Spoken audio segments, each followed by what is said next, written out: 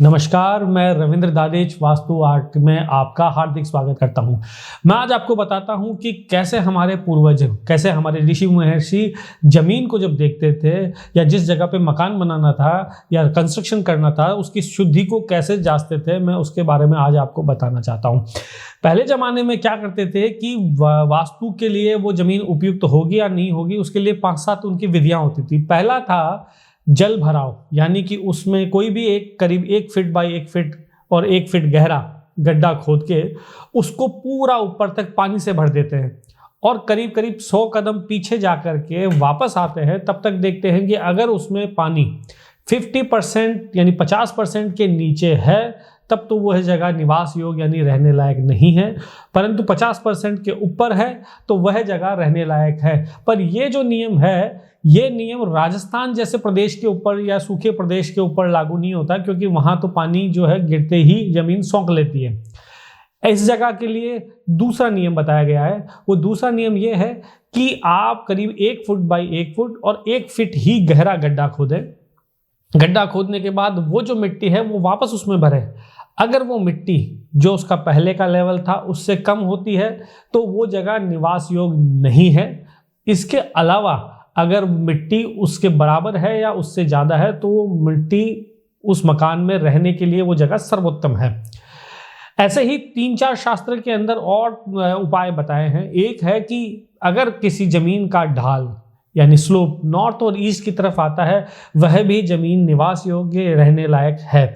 इसके अलावा फूलों के द्वारा, इसके अलावा पुष्पों के द्वारा, फूलों के द्वारा भी ये निर्धारित किया जाता है। तो उसमें क्या है कि 4 अलग अलग वर्ण के यानी 4 अलग अलग वर्ण के हिसाब से फूल लिए जाते हैं, जिसमें सफ़ेद, लाल, सफ़ेद हो गया ब्राह्मण वर्ग के लिए, या इसको बोला जाए कि जो आदमी एजुकेशनल काम करते हैं, पढ़ाई का काम करते हैं, वकील है, या जो आदमी टीचिंग का काम करते हैं, तो ऐसे या अधिकारी वर्ग के जो आदमी हैं, इन लोगों के लिए सफ़ेद फूल।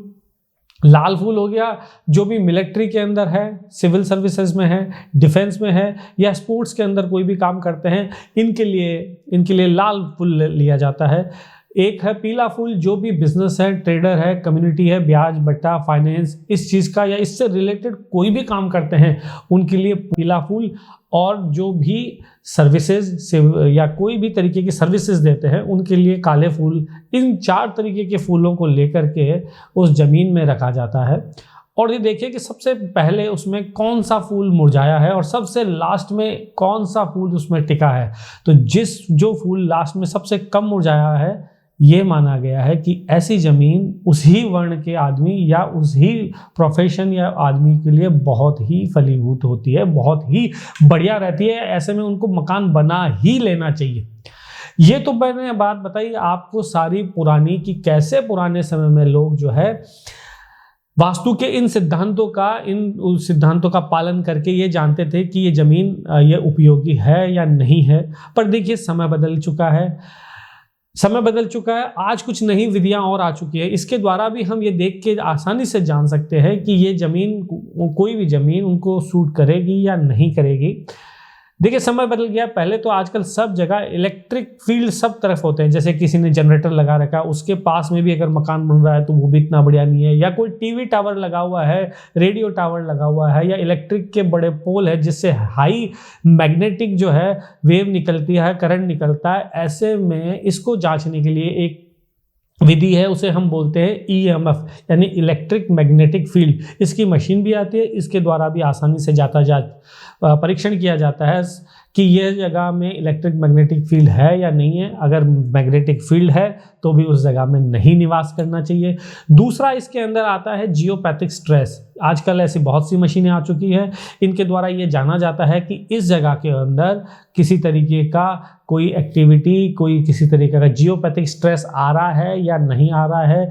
ये जानने से ये पता चलेगा कि यह जगह निवास यानी रहने योग्य है या नहीं है। इसमें थर्ड तरीका है कि उसके आसपास का भी देखा जाता है कि उसके आसपास में जैसे कोई बड़ा सा इलेक्ट्रिकल का, बिजली का जैसे ट्रांसफार्मर नहीं हो, या सामने के आसपास में क्या चीज़ है उसके आसपास में कोई गड्ढा नहीं हो, या आसपास में कोई बहुत बड़ा पहाड़ नहीं हो, या बहुत ज़्यादा मलबा कचरा कूड़े का ढेर नहीं हो। ऐसी जगहें जो होती है वह भी निवास योग्य नहीं है।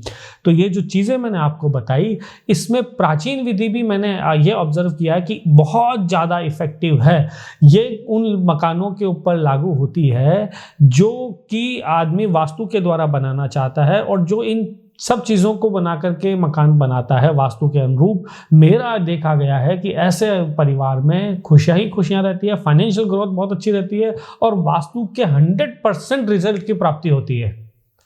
इसी के साथ में आप भी स्वयं जब ये ऐसा कोई मकान ले या करें, ऐसी चीज़ का, इन नियमों का पालन करें।